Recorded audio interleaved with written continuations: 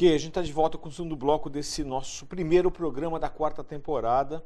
Eu que estou aqui conversando com a Fernanda sobre justiça restaurativa, sobre cultura de paz. Eu sei que a gente estava falando um pouco de como essa justiça restaurativa se estrutura no ambiente escolar, muito possivelmente com a ideia de que ela vá se expandindo junto com o crescimento educacional dessas crianças até que você desenvolva cidadãos mais pacíficos, não é isso? Exatamente. Mas eu queria abrir um comentário.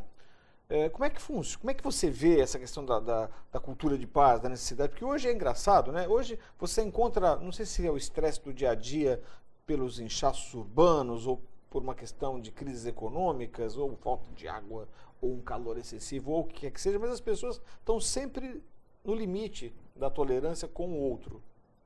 Como é que você vê isso?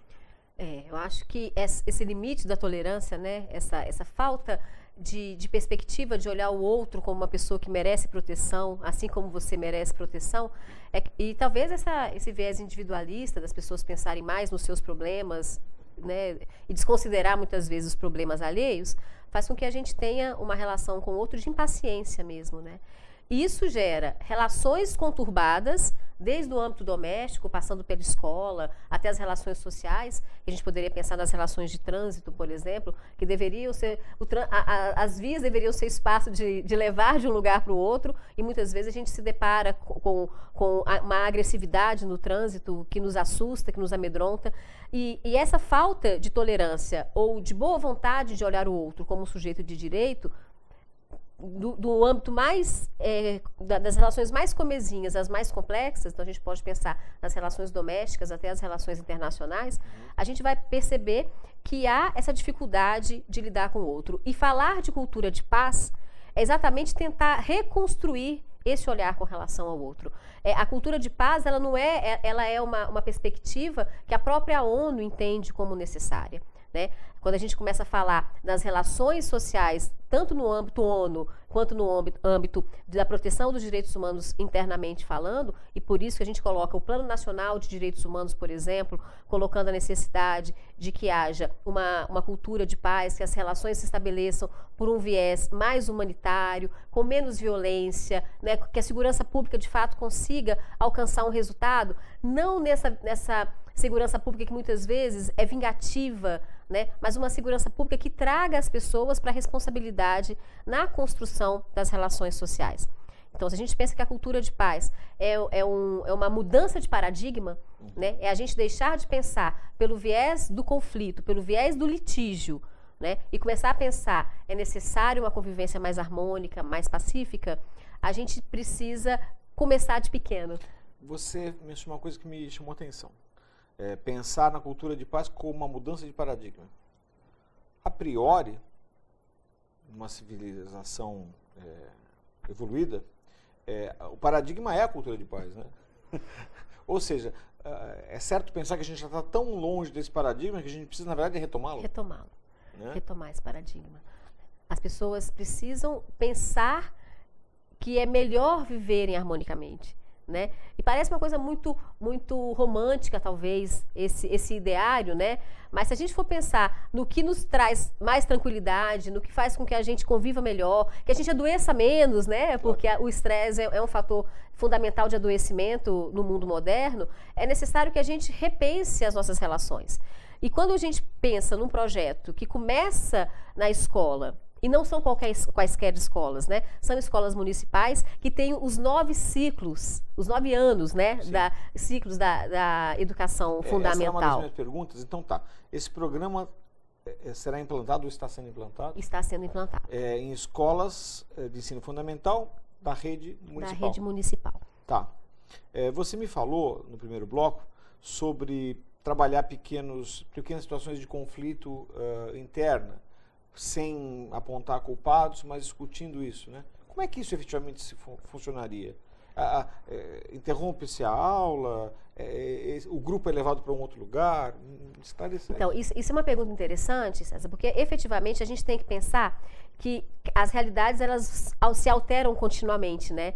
Então, dentro do ambiente escolar, existem conflitos em uma sala de aula que envolve o maior número de pessoas, né? E isso pode exigir que haja uma conversa com todos os sujeitos envolvidos naquela situação, naquele conflito, mas pode haver conflitos que são pontuais, são entre dois alunos, por exemplo, ou entre um professor e um aluno, também é fundamental que a gente lembre que existe essa possibilidade, ou entre um pai de aluno e um professor, entre um funcionário e um professor, ou entre um funcionário e um aluno. Os espaços, né, as relações existentes dentro da escola são diversas. E cada situação de conflito real que emerge dessas relações, é necessário que se perceba uma forma de lidar. O que é fundamental que Existe um mediador?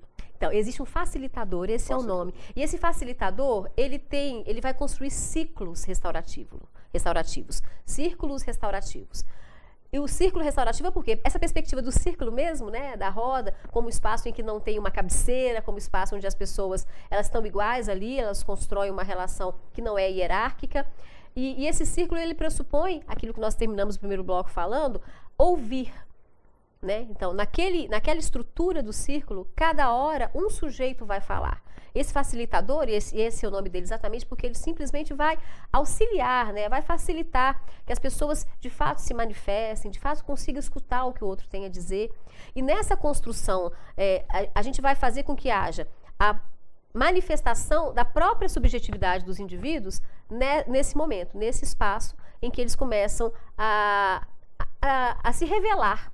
Claro. Porque é isso que a gente faz quando a gente fala, né? Claro. As pessoas começam a se revelar e se revelando com esse facilitador, eles têm, num primeiro momento, que dizer de si, quem eu sou, como eu me vejo nesse papel de vítima ou de agressor, nesse cenário que se estabeleceu, né? Então, de que maneira eu vejo aquele sujeito que está do outro lado dessa conversa. Então, é como se fosse uma parte em que as pessoas estão se conhecendo, estão se expondo. Aí, no segundo momento, as partes começam a entender de que maneira aquele conflito emergiu nas relações ali estabelecidas, para no terceiro momento firmarem um contrato disso, né? Então, assim, olha, não adianta a gente não pensar nesse conflito como algo que nos permita crescer a partir de então. E aí o resultado, o último momento desse ciclo, né, a última parte desse ciclo, seria exatamente conseguir estabelecer metas, né? Esses pactos para a gente desenvolver. Então vamos pensar numa relação de bullying? Espera um pouquinho. Vamos pensar o bullying. Eu quero saber o seguinte, então, o facilitador é um professor? Pode ser. Pode ser quem mais? Pode ser, primeiro, qualquer um que passe pela capacitação. Ele tá. tem que estar habilitado, não adianta ter boa vontade. Claro. Na verdade, a gente tem que misturar a técnica, né, que é exatamente o que é a justiça restaurativa, como que se estabelece, esses ciclos que eu estou falando que eles devem ser definidos. Então, você tem que formar, tem que capacitar. Existe uma formação de facilitadores, né? Existe.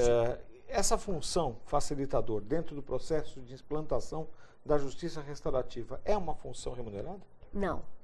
Nesse primeiro momento, não. É um voluntário, então? Na verdade, são os sujeitos que estão ali envolvidos no sistema de garantias de direito da criança, principalmente, por isso que são pessoas que primeiro têm uma sensibilidade com a questão da infância e da adolescência, né? Porque não adianta também você colocar uma pessoa que não tem essa habilidade. Não vamos achar que qualquer pessoa que faça uma capacitação, de fato tem habilidade para ser um facilitador.